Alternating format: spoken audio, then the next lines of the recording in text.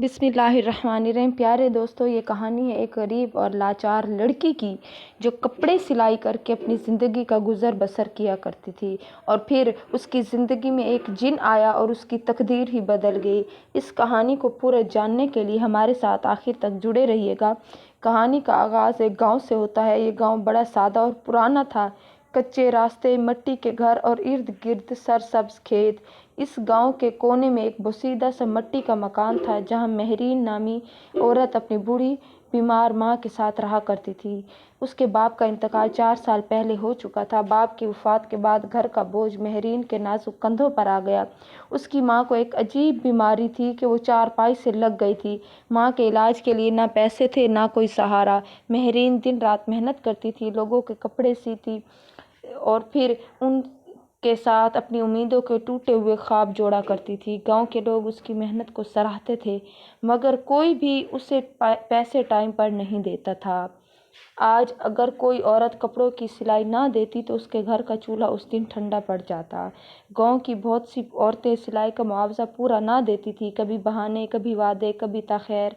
वैसे मांगने पर उल्टे ताने दे देती कि अरे इतनी जल्दी किस बात की है। मेहरीन दिल बसोड़ कर रह जाती, मगर बोल कुछ न सकती थी। घर में बीमार माँ, दवाइयों का खर्च, मिट्टी का पुराना मकान, सब कुछ उसी नाजुक वजूद की मेहनत पर टिका था। लम्हे में दरवाज़ा चर्चाते हुए खुला। गांव की वही 2 औरतें अंदर दाखिल हुईं जिनके कपड़े मेहरीन सी रही थी।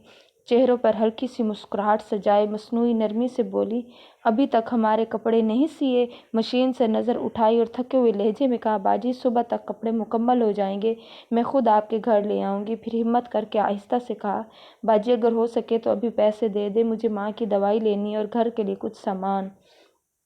औरतों ने कहा, क्या हमने ठेका लगा रखा है ये सब तुम्हारे सामान लेने का? अरे इतनी भी क्या जल्दी है, कल दे देंगे, परसों दे देंगे, तुम्हें कौन सा भाग जाना है। मेहरीन दिल ही दिल में जानती थी कि ये पैसे शायद अगले 1 महीने पर चल जाएं, मगर आंखों में नमी बरकरार रही। सुबह की पहली किरण के साथ मेहरीन की आंख खुल गई। कई दिनों की थकन इसके बदन में रची हुई थी, मगर हालात का बोझ इसे बिस्तर पर ज़्यादा देर टिकने नहीं देता था। इसने आहिस्ता से उठकर घर के काम निपटाए, झाड़ू दिया, पानी भरा, माँ के लिए चूल्हा जलाया। ये सब करते करते इसके हाथों में छपछपाहट और जिस्म में बोझलपन सा आ गया था। काम ख़त्म करने के बाद मेहरीन ने कपड़ों पर सिलाई शुरू की। उसे कोई खुशी नहीं थी, सिर्फ उदासी, सिर्फ खामोशी, मगर लबों पर ऐसी खामोशी कि वो गठरी सी बनी हुई वापस पलटी। वो कपड़े लेकर पहुंची, लेकिन उन्होंने पैसे ना दिए। वो खामोश हो गई। गांव की तंग गलियों से गुजरते हुए घर वापस जा रही थी कि अचानक उसे लगा जैसे कोई उसका पीछे आ रहा। इसने चौंक कर पलट कर देखा, मगर पीछे खाली गली थी, सिर्फ हवा का हल्का सा झोंका आया था। इसने खुद को समझाया कि शायद वहम है और कदम तेज कर दिए। घर पहुंचकर उसने माँ को दवाई दी, उनकी खैरियत पूछी और थोड़ी देर बाद सहन में दीवार के नीचे अपनी सिलाई का काम शुरू कर दिए। जब भी वो मशीन पर झुकती उसे शिद्दत से एहसास होता जैसे कोई मुसलसल उसे घूर रहा है। एक टिकटिकी बांधे वो बार बार नजरें उठाकर इधर उधर देखती। जहन जो था वो कहीं न कहीं फंसा हुआ था, उसे कोई नज़र ना आता था। उसका दिल बेचैन हो रहा था। एक अनजाना खौफ इसकी रूह में उतरता जा रहा था, जैसे कोई करीब आकर खड़ा हो जाता है। सांसों की हल्की आवाज़ आती है और रात गहरी हुई और मेहरीन नींद की गहरी वादियों में डूब गई। अगली सुबह जब उसकी आँख खुली तो जो मंजर उसने देखा, उसकी आंखें हैरत ज़दा रह गई। वो अपनी सिलाई मशीन के पास खड़ी हो गई। मशीन के साथ जो कपड़े रात कट कर रखे थे और जो अधूरे छोड़ दिए थे, वो सब निहायत नफासत, सफाई और खूबसूरती से सिले पड़े थे। मेहरीन की आंखें हैरत से फैल गईं। वो एक एक जोड़ा हाथ में उठाकर हर कटाव में इतनी महारत कि मेहरीन की अपनी महारत भी मात दे दे, उसके आगे शर्म आ जाए। वो खुद से बड़बड़ाने लगी, ये तो मैंने सिए ही नहीं थे, अरे ये तो कटे हुए रखे थे, मैंने तो आधे काम भी मुकम्मल ना किए थे, फिर ये किसने सिए। उसका दिल धड़कने लगा। जहन पर जोर देने की कोशिश की कि शायद रात को नींद में काम मुकम्मल कर लिया हो, मगर क्या कहती। लेकिन फिर वही कि उसने ये कपड़े नहीं सिए। वो कपड़े छोड़कर किचन के कामों में लग गई और फिर सो गई। मेहरीन की पेशानी पर पसीने की हल्की बूंदें उभर आई। थोड़ी देर रेस्ट करने के बाद वो दोबारा उठी। अब तो वो परेशान हो गई کہ اب کیا کرے۔ اس کا دل کہہ رہا تھا کہ وہ اپنی ماں کے پاس جائے، پوچھے کہ کہیں انہوں نے تو کچھ نہیں کیا، مگر پھر ایک لمحے کو رک گئی کہ ماں کو فکر مند کرنے کا خیال اسے روک دیا۔ وہ جانتی تھی کہ اگر اپنی اولاد اس طرح پریشان ہو تو وہ ماں کیا کرے گی، تو ماں کی طبیعت مزید خراب ہو سکتی ہے۔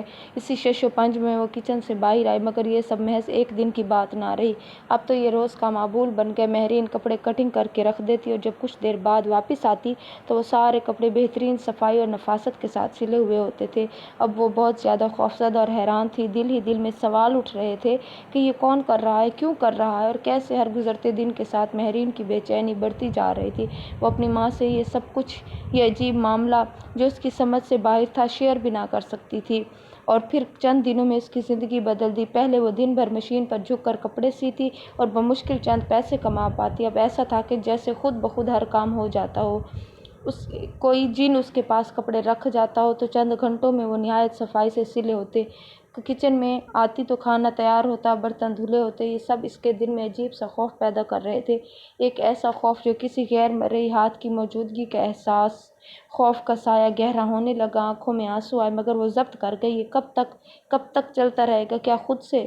ہاں، وہ اب جان چکی تھی کہ کوئی جن، کوئی غیر انسانی مخلوق ہے، خاموشی سے اس کی زندگی میں داخل ہو چکی ہے اور اس کے ہر کام میں ہاتھ بٹا رہی ہے، بنا مانگے، بنا کہے۔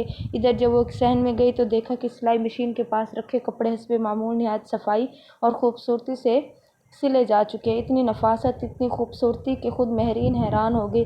وقت کے ساتھ ساتھ اب تو مہرین کی شہرت گاؤں بھر میں پھیلنے لگی۔ جو عورتیں پہلے ایسے بات کرتی تھی، اب فخر سے کہتی تھی کہ مہرین کے ہاتھ کی سلائی کی بات ہی کچھ اور ہے۔ اب تو اس کے پاس کپڑوں کا رش بڑھتا ہی جا رہا تھا، گھروں سے آرڈر آ رہے تھے، عورتیں اپنے قیمتی کپڑے شادی بیاہ کے جوڑے تک مہرین کو دینے لگی تھیں۔ اور ایک دن ایسا ہوا کہ گاؤں کی چوہدری کی بیوی نے بھی اپنے کپڑے بھجوا دیے۔ چوہدری کی بیوی نے نہ صرف اپنی بلکہ اپنے ساتھ ساتھ اپنی برادری کی اور عورتوں کے کپڑے بھی مہرین کو سلنے کے لیے دے دیے۔ جب مہرین نے خود کو صحیح معنوں میں بدلتی ہوئی تقدیر کے دہانے پر پایا، مگر ساتھ ہی اس کا دل ایک اندیکھے خوف میں ڈوبا رہتا تھا۔ وہ جانتی تھی کہ یہ سب محض اس کی محنت کا نتیجہ نہیں، غلط ہے۔ اگلے روز جب مہرین ہاتھوں میں چند جوڑے تھامے کپڑے دینے جا رہی تھی تو اسے لگاتار محسوس ہو رہا تھا کہ کوئی اس کے پیچھے آ رہا ہے۔ ہوا میں ایک عجیب سی سنسناہٹ، ایک غیر مرئی بوجھ، جسے جیسے کوئی سایہ ہر لمحہ اس کے ساتھ ساتھ چل رہا ہے۔ مگر اب مہرین ڈرنے کے بجائے سمجھ چکی تھی کہ یہ کون ہے، اور وہ جان چکی تھی کہ وہی پراسرار ہستی ہے جسے اس نے ایک رات اپنی مشین کے پاس کام کرتے ہوئے دیکھا تھا۔ اب ہر وقت وہ اس کے قریب رہتی ہے۔ سر گھٹنوں میں اس نے چھپا لی اور گہری سوچوں میں ڈوب کے اچانک ایسا لگا جیسے کسی نے بالکل اس کے کان کے قریب آ کر سرگوشی کی کہ میں تمہارا خیر خواہ ہوں۔ یہ سنتے ہی مہرین کا دل تیزی سے دھڑکنے لگا، جیسے جسم کا سارا خون ایک دم ختم ہو گیا ہو۔ دل دھڑکنے کے ساتھ وہ بمشکل بول پائی کہ کیا چاہتے ہو مجھ سے، یا پھر تم ہو کون؟ ایک مدھم سی آواز آئی، مگر وہاں وہ آواز ایسی تھی کہ اسے سنائی بھی نہ دی کہ میں کچھ نہیں چاہتا، بس تمہیں چاہتا ہوں۔ مہرین کا دل اب جیسے پسلیاں توڑ کر باہر نکلنے کو تیار تھا۔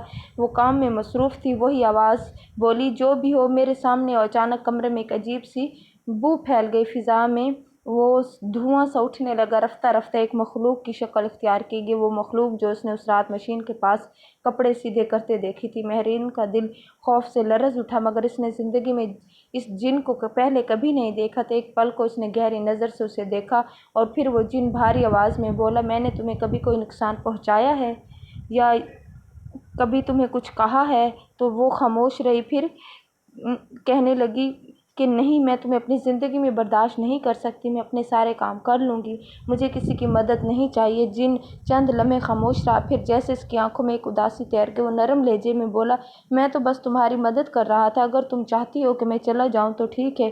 پھر وہ رک کر جیسے ماضی میں جھانکتا ہوا بولا، تمہیں تو پہلی بار اس وقت دیکھا تھا جب تم مشین پر بیٹھی کپڑے سی رہی تھی اور وہ عورت آئی اور تمہیں ڈانٹ کر چلی گئی۔ میں درخت پر بیٹھا سارا منظر دیکھ رہا تھا، تب میرے دل میں آیا کہ تمہاری مشکلیں تھوڑی آسان کر دوں۔ میں ان آنکھوں میں آنسو بھرے نہیں دیکھنا چاہتا تھا۔ تو وہ آنکھوں میں آنسو بھر آئی اور بولی، نہیں، مجھے کسی کی مدد نہیں چاہیے، پلیز چلے جاؤ۔ چند لمحوں کے لیے کمرے میں گہری خاموشی چھا گئی اور پھر اچانک وہ مخلوق، وہ جن، بنا کسی آواز کے دھوئیں میں تحلیل ادھر ادھر دوڑ آئی، مگر کمرے میں کوئی نہ تھا، بس ایک خالی کھلا صحن اور مہرین کا دل دھڑکتا رہ گیا۔ اب وہ خوفزدہ تھی اور پریشان بھی کہ کیا یہ معاملہ واقعی ختم ہو چکا ہے یا بس ایک نئے دوز کا آغاز ہونے والا۔ اگلے ہی روز جب مہرین اپنے کمرے میں داخل ہوئی تو اس کی نظر ایک انوکھے منظر پر جا ٹھہری۔ سامنے فرش پر ایک پرانا سا لکڑی کا باکس رکھا تھا۔ مہرین دھک رہ گئی، ایک لمحے کو اس کا دل رک گیا۔ دھیرے دھیرے چلتی لمحے وہ وہاں آئی اور پھر ہمت کر کے اس باکس کو اٹھایا۔ جیسے ہی باکس اٹھایا تو اس کی آنکھیں کھلی کی کھلی رہ گئی، دل کی دھڑکن بے ترتیب ہو گئی۔ باکس کے اندر ایک ایسا قیمتی ہیرا رکھا تھا جس کی چمک آنکھوں کو خیرہ کر رہی تھی، ایسا چمکتا دمکتا ہیرا جسے مہرین نے نہ کبھی خواب میں دیکھا تھا نہ حقیقت میں۔ روشنی میں نہائے اس ہیرے کو دیکھتے ہوئے مہرین کے پیروں تلے سے زمین نکلتی محسوس ہوئی۔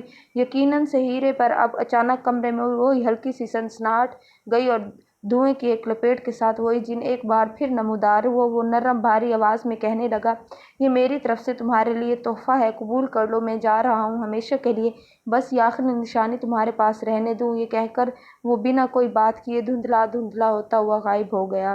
اسے ایسے لگا جیسے کبھی وہ تھا ہی نہیں۔ مہرین ساکت کھڑی تھی، دم بخود ہاتھ میں باکس لی اور بعد میں جب اس کا دماغ تھوڑا سنبھلا تو اس کی نظر باکس کے برابر رکھے خط پر پڑی۔ جو اس نے آگے بڑھ کر خط اٹھایا، کھولا اور پڑھنا شروع کیا۔ خط میں لکھا تھا، یہ میری طرف سے تحفہ ہے، قبول کر لو، دیکھنے کی ضرورت نہیں، ویسے بھی میرے لیے یہ سب معمولی چیزیں ہیں، اللہ تمہیں خوش رکھے، میں جا رہا ہوں ہمیشہ کے لیے۔ خط پڑھتے ہی مہرین کے دل میں عجیب سا خالی پن اتر آیا، نہ جانے کیوں آنکھیں نم ہو گئیں۔ اس شام مہرین نے اپنی حیران کرتے ساری بات سنی، چہرے پر حیرت کے ساتھ شکر کا رنگ بھی ابھرا تھا۔ اس نے سب اپنی ماں کو بتا دیا۔ ماں نے مسکرا کر کہا، بیٹی، اللہ اپنے بندوں کے لیے وسیلے بنا دیتا ہے، بس ہمیں صبر کرنا چاہیے۔ چند دنوں بعد مہرین نے واقعی وہ ہیرا بیچ دیا۔ جو رقم ملی اسے مہرین اور اس کی ماں نے گھر خریدا، اپنے اس گھر کو خوبصورت کر کے بنایا اور پھر آرام، سکون اور عزت کی زندگی شروع ہو گئی۔ اب یہ دیکھنا ہے کہ واقعی تاریخ میں ایسے اچھے گھر بھی ہیں جو محتاج نہ تھے، نہ بھوکے دن، نہ بے قرار راتیں۔ مہرین اکثر چھت پر بیٹھ کر زندگی میں سوچتی کہ اگر وہ نہ آیا تو شاید آج میں بھی سلائی مشین پر جھکی کسی عورت کی جھڑکیاں سن رہی ہوتی۔ اللہ تعالیٰ نے ایک معجزہ کر کے مہرین کی تقدیر بدل دی تھی اور وہی مہرین جو کبھی دن رات آنسو بہاتی تھی آج سکون میں ہے، جس طرح وہ شکر کے آنسو بہاتی تھی، کیونکہ اللہ کبھی اپنے بندوں کو تنہا نہیں چھوڑتا، بس دعا اور یقین کے ساتھ راستہ دکھانے والا ہونا چاہیے۔ اگر یہ کہانی آپ کو پسند آ گئی ہو تو چینل کو لائک لازمی، سبسکرائب لازمی کیجیے۔